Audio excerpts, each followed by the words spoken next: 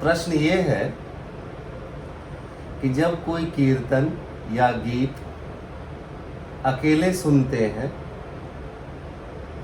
तो उसमें उतनी गहराई महसूस नहीं हो पाती, लेकिन जब वो गीत या कीर्तन समूह में सुनते हैं या कोई मास्टर या कोई गाइड उसको बजाते हैं, सुनाते हैं, कीर्तन में लेकर जाते हैं, तो एक गहराई का अनुभव होता है।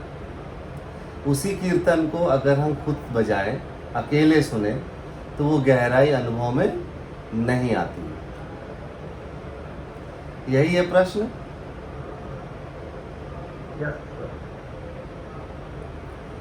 देखो, तुम्हारे भीतर जो घट रहा है उसके लिए तुम ही जिम्मेवार हो।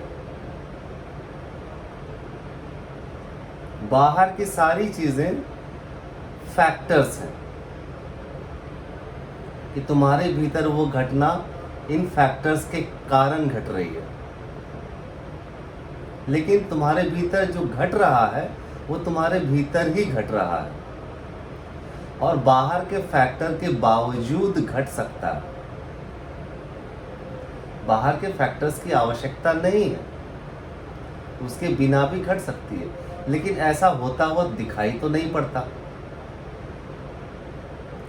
तो जैसे जैसे प्रेम, जैसे जैसे हमारी श्रद्धा गाइड के साथ में या मास्टर के साथ में बढ़ती जाती है, वैसे वैसे हम उसके हाथ में अपनी भाव को छोड़ते जाते हैं। श्रद्धा करते हैं जितना, उतना ज़्यादा हम छोड़ देते हैं, अपने मन को धीरे धीरे रिलैक्स कर देते हैं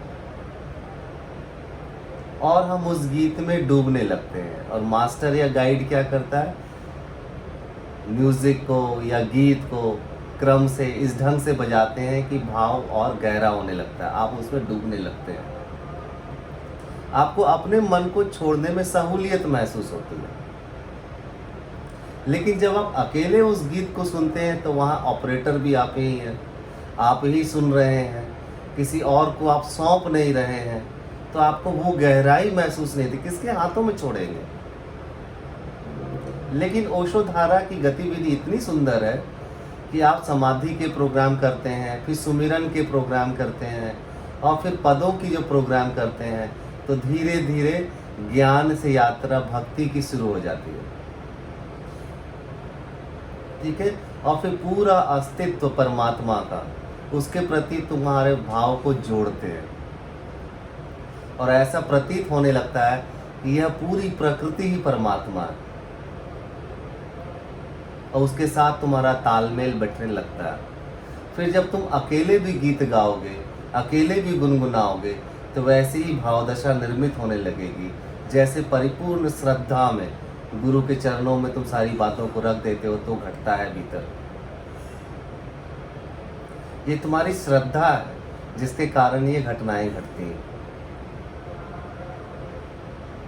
ठीक है, अकेले वो बात बन नहीं पाती, इसीलिए गुरु की आवश्यकता है, इसीलिए गाइड की आवश्यकता है, ताकि तुम्हें उन पर भरोसा हो और धीरे धीरे अपना हाथ उनके हाथ में दो और धीरे धीरे अपने आप को छोड़ो।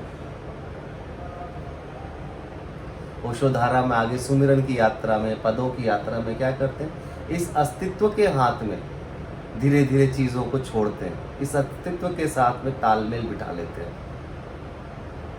गुरु को यह अस्तित्व के भाव दशा में देखते, गुरु को फिर उस शरीर की आकृति में आबद्ध नहीं देखते। गुरु को ऐसा महसूस करते हैं जैसे वही है चारों तरफ, उनकी ही ऊर्जा से हम सदा आविष्ट हैं। और फिर जब गीत गुरु के चलते हैं तो ऐसा लगता है जैसे वो मेरे संग है, जैसे उनकी ऊर्जा मेरी ऊर्जा अलग अलग नहीं है, चारों ओर जैसे वो मुझे आविष्ट किए हुए हैं। फिर अकेले भी गीत सुनोगे तो बड़ी गहराई आएगी, चारों तरफ वही ऊर्जा नृत्य कर रही है। ठीक है।